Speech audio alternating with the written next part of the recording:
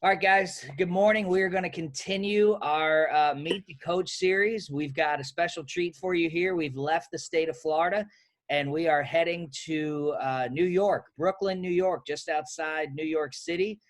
We are here with the head coach, Miss Danielle, and the assistant coach, Mr. Tony, with St. Joseph's College in Brooklyn.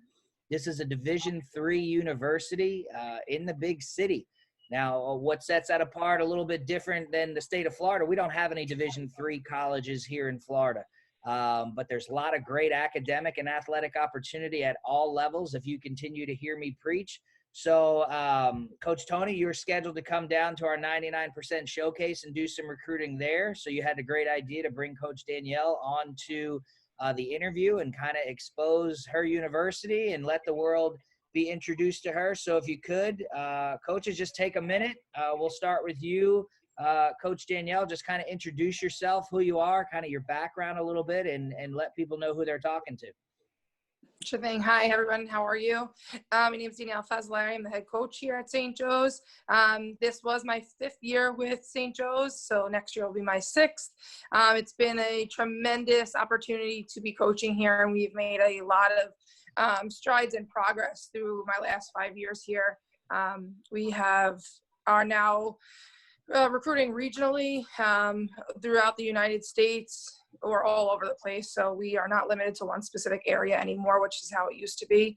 I played at Division III school up at Ithaca, New York, and it was a great experience for me. And I am really all about Division III and introducing girls to it and letting them know how to really be a student athlete and coming into, New York. It's a lot of balancing for a lot of kids, but we are really set on getting them in and getting their academics first and then being a student and an athlete second. Wow. So that's something that we drive home a lot with our kids. Very good. Coach Tony, you want to take a second to introduce yourself? You're an old veteran of the program in softball, right? Yeah, I've been coaching softball since about 2003. So it's my 17th year in the girls fast pitch softball. There you go. Very good. And you make a trip down to Florida at least once a year for the most part to recruit with the Backwards K showcase, right? Correct. I've been down in the summer and also been down in the fall too. There you go. And you're scheduled to come down for the 99% in Florida in May. So, Coach, just tell us a little bit about your school. Tell us about St. Joe's as a whole. Like, what sets St. Joe's apart maybe from other Division III schools, or maybe just talk about Division III softball as a whole and how they differ from Division I, Division II, NAIA, and junior college. Sure. I would say something that definitely sets us apart the most is the fact of our location. We are in Clinton Hill, Brooklyn, and it is a very unique area. It is 10 minutes subway ride right outside of Manhattan. It's a big draw. We have a lot of great internships and in schools that kids can do that gets them really into whatever they're looking to study right away because of our location. So that's definitely something that sets us apart individually. We are a part of a very highly ranked Division III conference, the Skyline Conference. And with our conference, it is very competitive. We have Manhattanville, who is nationally ranked number 1 to 25 in Division III softball in our conference. We have Farmingdale, who went to regionals last year. So we are in a competitive conference, and we have made a lot of progress in the conference and have been in the playoffs the last 2 years. We were excited what we were going to do this year, but we definitely have grown as a program, and something that I like it, as I said before, is the fact that we are really into our academics here. So we have students who are a range of majors, from nursing majors, which is something that is sometimes uncommon with softball players, right, to pre-med, to criminal justice. We're all over the map. We have people who are studying to be biomedical engineers and engineers of all different sorts. So we have the option to do that with still having them participate in high level softball. So it's definitely something that sets us apart from everyone. Gotcha. And I was looking on your roster, and it looks like this past season you had 20 players. So you carry a full roster as well, just like most NCAA colleges. So with being in Brooklyn, like obviously what's going on in the country and in the world right now, you guys are in what everyone is calling the hot spot. So how have you dealt with the safety of your players, the safety of your staff? Like what are some of the things that you're seeing around there, being pretty much right in the center of New York City? First of all, I hope you guys have been staying safe, and how has it been kind of being in the hottest spot in the country with what's going on? It's definitely was interesting when it all started. It was very kind of quick for us to move to get kids home safely or in the dorms and staying quarantined in the dorms until they had further information as to what was happening with our season. If you do check out our roster, we have a majority of our kids who are not from in-state or even very local. We have a lot of kids from California, Utah, things like that. So it was, important to keep them safe, but also not pull the trigger too fast. I lost you there.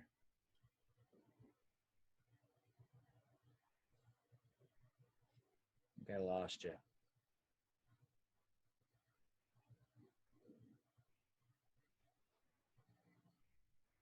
Did I lose you both?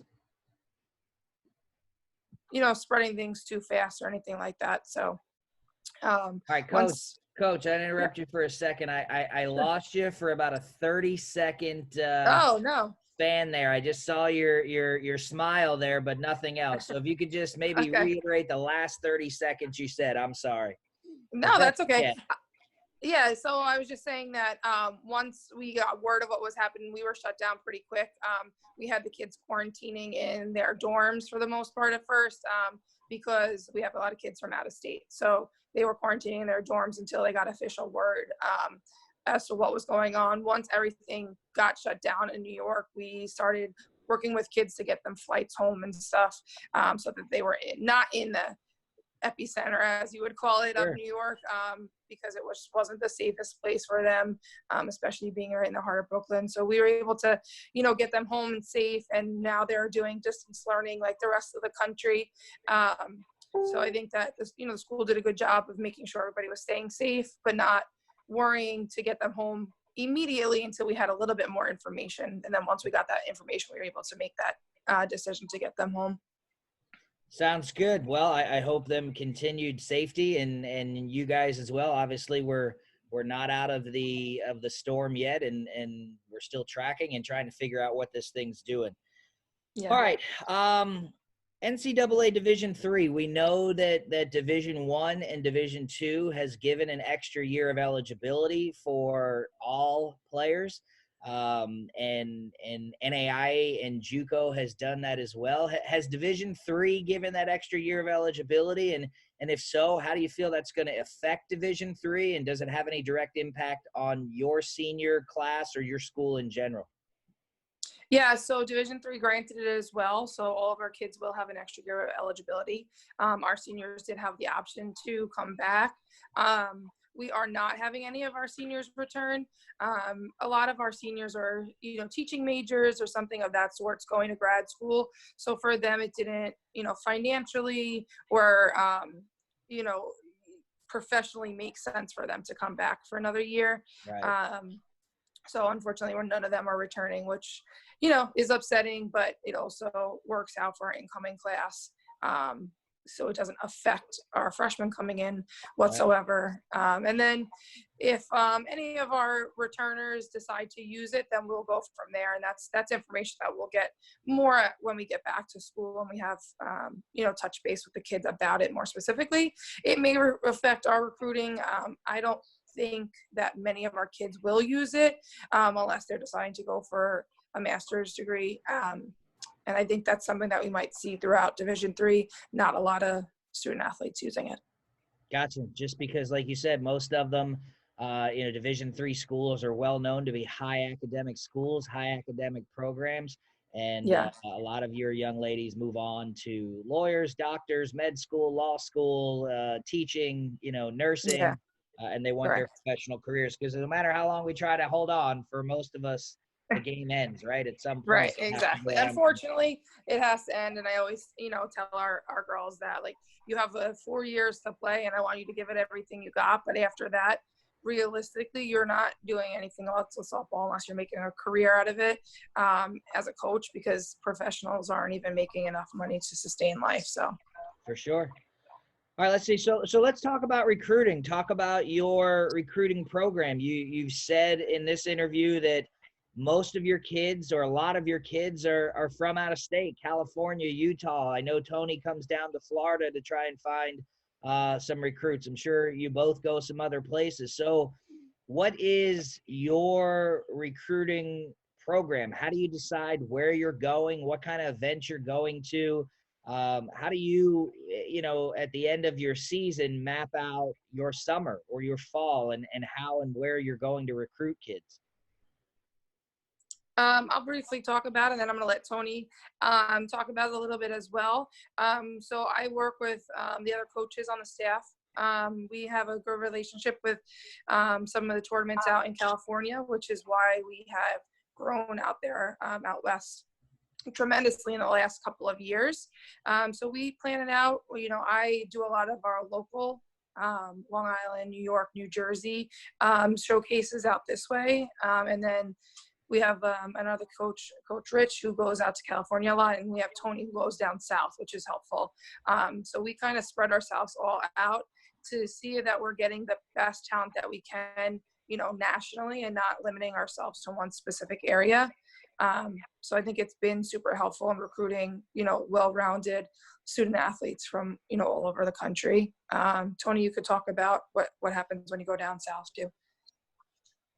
Yeah, I've been going down south a couple of years now, and I know we have one girl that come up at least do a clinic, which is awesome. So the word down there is definitely getting out to St. Joe's. Yeah. I've also been to Virginia Beach a couple of times to crown tournaments, and there's a couple local ones like New England's Fire stuff, which I know Danielle goes to also.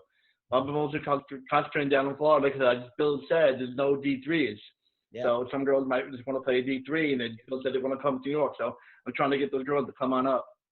Yeah, I think that's a really good point that Tony brings up, that, we're looking to get down south because we want to spread the word down there. I think it's caught on a little bit out west. So now we want to get it to the Florida area, Virginia area, and let the girls know the opportunities that we have up here for them. And, with our special location where we are, it's a great spot to be at. It's, you're so close to everything. You're never bored here. There's always something to do, always somebody to be with. It's a great city, obviously, and we want to spread the word down there as a strong Division III program, and really get girls down in Florida, Virginia area, Georgia, to start looking up north this way. So my wife and I, we try to make a trip to New York City at least once every other year. And it is, she would live there. If I was able to move up there, it is her absolute favorite city in the world. So just to follow up on the recruiting question, I mean, you talk about California and coming down to Florida and getting to these events. So you hear it, or I hear it both ways. Like, some coaches just show up to an event and they walk around from game to game looking for the best brands of teams or names of teams, if you would, the well-known teams, to see what they can find. Some coaches have every single game and every single inning mapped out on who they're going to look at. With these, obviously in the local New York, New England area, you know who the ballers are, because you hear it, right? I can tell you who the main players are in the Tampa Bay area. But when you're traveling that far out as a college coach, how are you identifying the kids that you want to see, or where you want to spend your time, or when you're at the event, how you're making the most of a cross-country recruiting trip? What is your thought or plan on that when you're showing up to an event? Again, I'll tag team with Tony on this one. Something that I do a lot of times is I will use, if the website or the tournament that we're going to does a good job at, identifying us that will be there, we'll get emails from a lot of kids actually who are from the tournaments who may be interested in New York. And for being so far away, I think that generally a good place to start for us. Going to the kids who are actually interested in coming up north and going to New York, because that's not the case for everyone. So, you know, it's a big city. It is intimidating. So starting there is generally a good starting point. You know, I will, you know, go as far as to email coaches and ask them, do you have kids who want to come to the Northeast, you know, and I have no shame in that, because they know their players best and they know what they're looking to do. So I will sit and get a list of all the teams going to them and sit and email those coaches and ask them, what kids do you have that want to come to New York? You know, do you have any kids that are interested in doing that? And then I can base it kind of from there. And I think that, you know, when you go and sit at games, kids stand out to you. You know, you'll find them, and then you can kind of track them and go see who they're playing. And it's kind of like a snowball effect. You go watch them somewhere else, you see a kid you know, on another team they're playing next. So things like that. Coach, how about you when you're coming down to Florida? Sorry, Bill? I said, how about you? What is your plan? Like when you show up to the Backwards K showcase, or you go to this Virginia event, or even when you come down to the 99% in May, God willing, we can play. Like, what is your plan? How are you identifying kids? Because you hear a lot of times that, you know, if a coach doesn't know you're there, you're not going to be seen, which has some truth to it. But I think a kid can be seen, especially if you're there already looking at another kid and that kid does something to stand 100%. out. How do you attack your recruiting plan? Well, the good thing is when I see the list of teams, been down there a couple of years now, I know what teams I've seen before and what girls I want to, I guess, really concentrate on. So okay. I'll make a list up, and once you put your game schedule out, I'll go on my Excel spreadsheet. I'll make a list. Okay, I'll see her this time, then get to this field this time, and so forth. Other times, if I see a girl I like, I'll go up to the coach at the end and say, I like this girl over here. Did you know she wants to come to you? Because Danielle said, you know, this way I can either concentrate on her or just move on. I'm very into making sure I have where I want to go, when I want to go, to make it easier on me. Gotcha. So you, sorry, cat jumping on the table. So you, you guys, where was I going with that? Total mind blank. The cat messed me all up. First interruption in an interview. Go figure. Oh, that's where I was. So Division III, unlike Division I and Division II, you guys do not have the recruiting restrictions. When a game ends, if you see somebody you like, it's my understanding, like, you know, you can go up to that coach or go up to that player and say, hey, I saw this kid, she stood out. You know, I'd like to have her contact me, or at least after competition is over, I'd like to have her contact me and get in touch with us. So a kid knows, you know, kind of as soon as you want her to know that she's on your radar. Yeah, so we do have some restrictions. We can't speak to a player until they're done competing for the day. Right. So we can make contact with a coach, but we can't speak to that player until they're finished for the day. So a lot of the times it's easy to give a coach a card and go from there. So I'm interested in this player. I'll try to come catch your next game. But if I don't, you know, have her reach out to me, something in that sense. But we have pretty flexible, I would say, recruiting rules, but we still have, you know, limitations when the kids are playing that day. So one of the questions that was asked to me to kind of ask college coaches was recruiting services such as NSR, NCSA, CSA, things like that. Do you guys, does your school work with those programs in order to find kids from across the country? I mean, we'll use them for sure. We will go on. I don't usually get a lot of things from people who work from them specifically, but I will go on them all the time and do recruiting searches. If I'm looking for a specific player in a specific position, you know, I'll go on there and see what's out there. I wouldn't say it's my end all to be all. I think that my best recruits come in from kids who email me and are previously interested in our school. But with that said, I have found kids through those services that maybe didn't know about us. You know, we're a small Division III school, so we're not something that maybe pops up on a lot of kids' radars right away. So we'll use some of the services. I always tell kids, don't go crazy on them, spending thousands of dollars to use them, because you can always find things through Google. But they are definitely something that opens our eyes to a lot of players that we didn't know were out there as well. And, with a lot of the filters that you can use on them, we can see kids specifically who are uncommitted that maybe we have a spot to fill later on in the recruiting year that we can use. So just a couple more questions on recruiting. I mean, right now, obviously the class of 2020 has signed their letters. There's still some out there. 21s are obviously next in line. And so where this summer, like what are you, provided we can play, are you still recruiting 2020s? Is your class done? Are you on 21s? I know some schools are already done with 21s. Like for this summer, what was your target? What year are you looking to fill into your program? So we'll definitely look to fill our 2021s this summer. That is our main focus. And we also use this summer to open our eyes to who we're targeting for 22s as well. Those are the main people that we can speak to at this point as well. So that definitely kind of helps us narrow down who we're attacking. But 2021s are our main focus. But, for us, it's silly to not pay attention to our 22s because, we need to focus on what we're looking for as a recruiting class for that year and who we need and who we can touch base with and who's interested in, and then we can kind of follow them over the next year. So that always proves helpful. In terms of 2020s, we have some kids signed and some kids who are waiting on financial packages, scholarship information to make their final decision. But for the most part, we're done. With that said, if I go out and I see a diamond in the rough, unsigned 2020 that is going to make an immediate impact on our program, and I have a spot, then so be it. And then I would go after her still.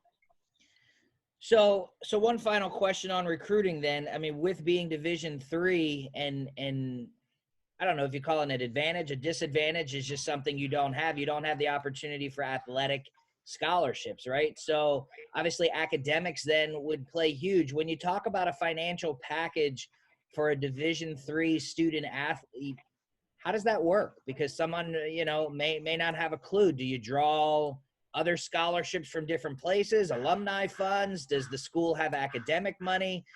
How do you put together a Division III financial package? What does that look like? And kind of what is your target kid academically?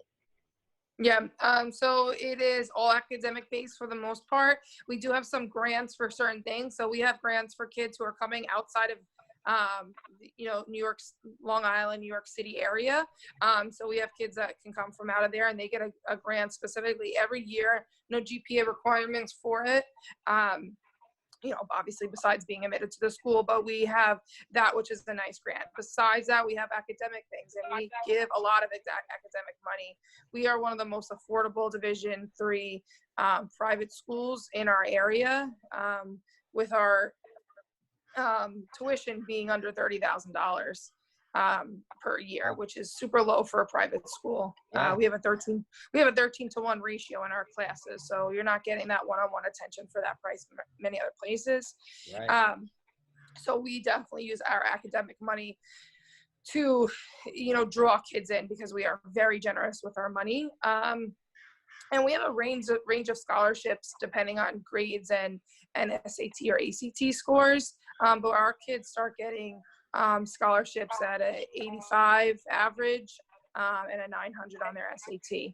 And it only goes up from there. And we offer presidential scholarships, which is a full tuition, which they obviously need higher grades than SAT for, but it is still obtainable. And we have many girls who are able to do so coming in, and that's a full academically paid scholarship. It doesn't include, the dorms and things like that, but it for the academic tuition, it's fully covered. Full tuition, that's a huge chunk. Yeah, so we have a lot of kids who get that or get close to that. So like I said, St. Joe's is very generous with the scholarships they give out. So we generally are looking for, well-rounded student athletes who are able to hold themselves well in the classroom and academically, because it will help them financially coming to a big city like New York. But we also have the luxury, if we have a kid who academics isn't their strongest suit, we can still pursue them, as a student athlete for us, because we do have a range of grades that are able to get entered into our school. Gotcha. Well, that's exciting stuff. All right, so let's kind of switch to the player. What can the player do 1,600 programs in the country, thousands and thousands and thousands of kids that play our sport. You show up to an event outside of just the kid hitting a home run or the kid, making the diving catch in the outfield. What are you looking for in your players? What makes a bear, right? Like when you say, hey, I gotta have that kid. These are the identifying traits that I want to see. And then on the opposite end, what turns you off? What makes you say, no matter how bad that kid wants to play here, no matter how good they are, that's just not going to be a good fit for our program? I would say something that a lot of kids don't realize that they could do that is big for me as a coach and my coaching staff is that, when you have a strikeout, what your reaction is after that, or if you make an error in the field, what your reaction is after that. Because although it's great to come to a showcase and see you hit a home run, realistically, that's not going to be the norm. So we're a sport of failure, right? So you hit, 3 out of 10 times and you're a great player, which is statistically doesn't make any sense, but it does for our sport. So I want to see the athlete that they strike out and they walk up to their teammate and be like, yo, she's throwing a nasty screwball right now. Look out for that and attack it early if you can, whatever you have to do in that sense. So somebody who is a smart softball IQ, playing the game and knowing that I'm not, as a coach, writing you off my list just because you struck out. You're bound, it's bound to happen in our sport, and it's bound that you're going to make an error, or, be unsuccessful 7 out of 10 times and you're still doing well. Right. So really looking for the athlete doing that. And another thing for us is what you do after the game. Are you one who is just, walking out of the dugout, or are you helping your teammates clean the dugout up? Are you helping your coaches break stuff down? Are you speaking nicely to your parents or ignoring them and shutting them down or asking them to carry your bags? That's something that I don't want to see. You're grown. You know what I mean? Right. There's no reason for them to be doing that. And how you speak to your parents is a huge deal for me. We're about respect here, and we want to make sure that you're coming here. And if you don't respect your parents, what is to say you're going to respect your coaching staff or your players that are on, the team with you, your teammates. So that is something huge for us. And I would be lying if I didn't say that I kind of recruit the parents too. If I see a parent in the stand that's, yelling and making a fool out of themselves and, or yelling at their kid or telling their kid what to pitch or not letting the coach, that's something that we, look and we're like, is that something that we want coming to our program? Because, we don't only get the players, we're getting their whole family. And we want them to join our family and fit in well with our family. But if they're not able to sit back and let the coaches coach and let the kids play, then that's where we kind of run to, the question of, are they the right fit for our program? The wonderful softball parent, right? Full of great intentions, but just needing a little coaching themselves. Exactly. All right. So tell us just a little bit, a piece of trivia about Coach Danielle that we don't know, that maybe your other coaches harass you for, maybe your players have played a certain trick on you every year, or whatever. Like, what is a piece of Coach Danielle trivia that the world should know? I had Tony might be better suited to answer that. Tony was with us with these kids too. We had 2 of our girls who had convinced us all, the whole coaching staff, and even some of the players, that they spoke Chinese, and they let it go through for 3 years that I had them on our program. And in their senior reflections at the end of the year, they let me know that it was a joke, and I believed them for 3 whole years that they actually knew how to speak Chinese. And they played it off often. We would ask them to say stuff and they would just run with it. However, they had no idea. Did they have conversations around you? they would make pretend that they did. Yep. That's hilarious. It was one of my funniest moments coaching, to read the senior reflections and then be like, just kidding, we don't actually speak Chinese. So that is definitely a fun fact. And that's kind of how our spirit is on our team. We're very fun. We're serious for sure, but we have a good time as well when we're playing together. Gotcha. And then just one last question, Coach. The day in the life of Division III softball player, does that differ any different than Division I, Division II? I mean, I imagine you guys still have class, you still have weights, you still have study hall, you still have, you know, practice. Start to finish, you know, in season, how does a day in the life of Division III softball player look? I think it looks rather similar. However, we never ever miss class for a practice.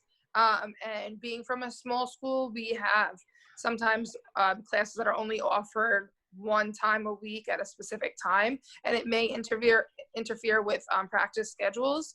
And that's okay, and that's something that we have kind of learned to deal with and roll with as a smaller Division III school. But yeah, our kids still go to lift. We have study halls, usually 2 times a week. We have, you know, one-to-one sessions, coaches and athletes. We have group sessions. We have classroom sessions. So it's busy. Once we get into season, it is for sure busy. And, you know, pitchers and catchers specifically have times that they throw.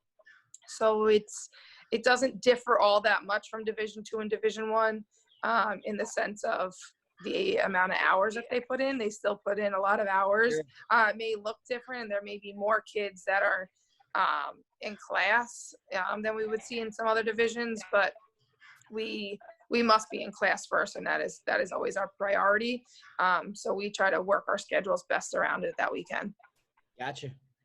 Well, cool. Listen, you know, and anybody out there who's interested in leaving home, playing in the big city, but for a smaller, more private institution that, you know, it's the first time I've spoke with the both of you. Well, Tony, I've talked to you on the phone, but the first time we've had a conversation like this, it sounds like you guys are great people, great coaches with a program that's on the up and up that is not too expensive, right? And you find a way in order to get young ladies that want to play for St. Joe's in your program. I appreciate you taking the time. Anything else you want to add before we hang up here? No, I think we covered a lot of stuff. Tony, unless you have anything else. Coach? Yeah, hey guys, hope everybody's safe, stay safe. And listen, for the players, now's the time. You should be emailing coaches right now. You know, you have plenty of time to do it. You know, put together the skills video in your backyard. I've seen plenty of girls, especially in Florida, where it's still warm down there. Oh, yeah. Put together, you know, those things of hitting or throwing and stuff. Get those out. Now's the time to do it. That's a great point. I mean, I imagine you guys have a lot of time on your hands right now, right? To be able to siphon through emails and look at videos. And maybe pay a little bit more. I don't want to say pay a little bit more attention, because I'm sure you do, but go through emails a little bit more thoroughly, probably from the hundreds that you get. So players, get out there, email coaches. We will have their contact information when we post the interview. We really appreciate you guys both taking the time, and good luck this summer on the recruiting trail. Coach Tony, hopefully we'll see you in a month and a half down here in Florida, provided that we can safely play. And other than that, when my wife and I take our next trip up to New York, we'll certainly make it a point to stop by the university and get a tour and see you guys face to face. So thank you very much. Definitely. Thank you for having us on. No problem. It's Coach Danielle and Coach Tony with St. Joe's College out of Brooklyn, New York. Thank you.